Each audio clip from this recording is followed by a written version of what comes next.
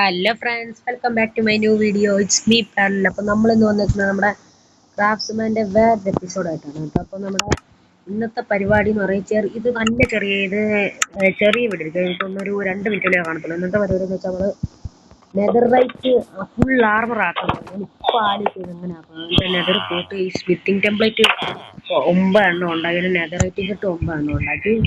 ഞാൻ 9 എണ്ണത്തിൻ്റെ ആവശ്യമുള്ളതുകൊണ്ടാണ്. അപ്പോൾ നമ്മളാണെങ്കിൽ നമ്മൾ നെതറൈറ്റ് ആർമർ ആക്കണം. പെട്ടെന്ന് എടുക്കുക എന്ന് വെച്ചാൽ നമുക്ക് സമയം ഇല്ല.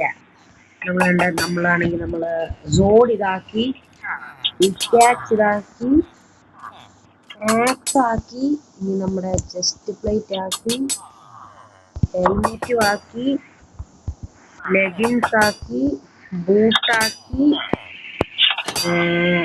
ഷവലാക്കി പോയി. അങ്ങനെ ഫൈനലി നമ്മൾ ഫുൾ നെതറൈറ്റ് ആർമറിലോട്ട് മാറിയിരിക്കുകയാണ് സുഹൃത്തുക്കളെ.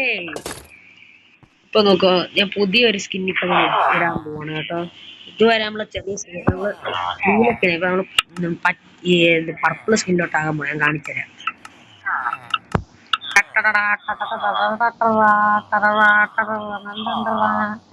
പൊളിയല്ലേ, സെറ്റ് സാധനമല്ലേ ഇത്.